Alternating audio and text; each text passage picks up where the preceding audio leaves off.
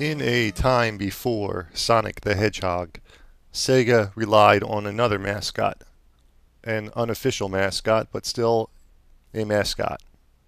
His name was Alex Kidd.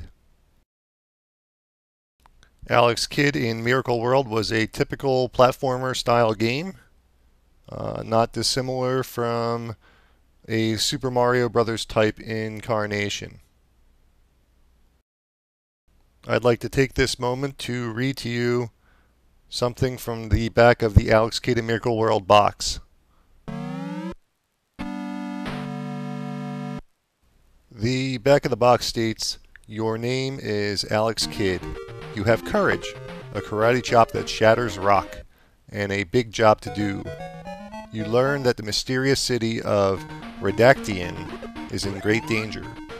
All your skills and talents are desperately needed to help. But there's a catch. How do you get there?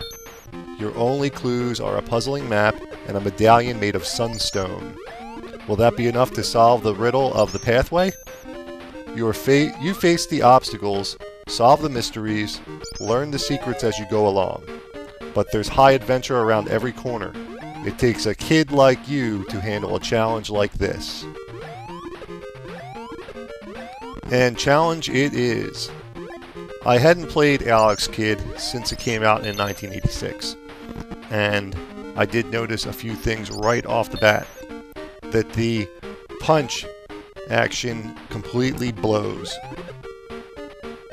You can see me try and punch several rocks and little star boxes, which I guess is a takeoff of the Mario Brothers question mark box.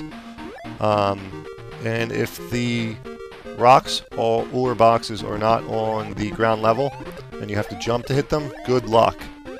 You have to hit just the right sweet spot for it to actually break. I found it incredibly frustrating and annoying.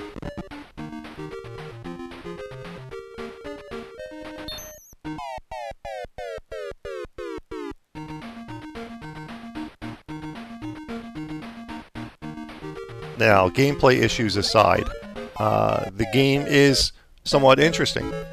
It is very much like Mario Brothers, but there are 16 stages to the game with no save feature, which is a pretty daunting expedition to try and beat Alex Kidd in Miracle World.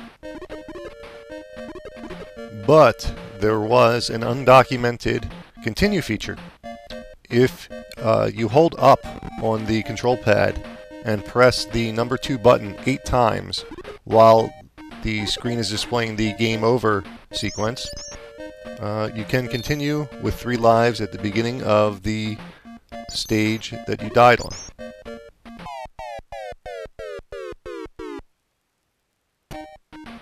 Now, if you thought controlling Alex Kidd on land was challenging, the dynamics of the underwater scenes are horrific.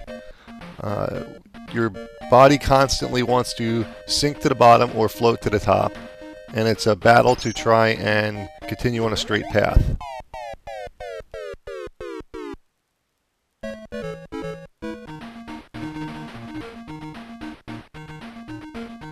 Now, in the opening game sequence, where they show little bits of footage of actual gameplay before the game starts, they did show a motorcycle on this stage. Alex Kidd was driving a motorcycle that he picked up in that shop.